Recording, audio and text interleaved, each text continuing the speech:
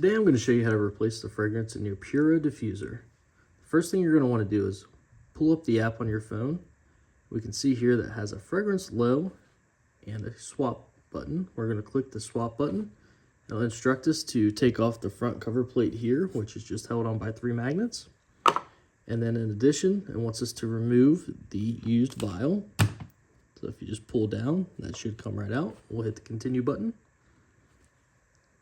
After that, we want to insert our new fragrance, which I will also have linked in the description below if you need to purchase any. So once we plug that in here, if you give it a second, it should automatically detect the new scent.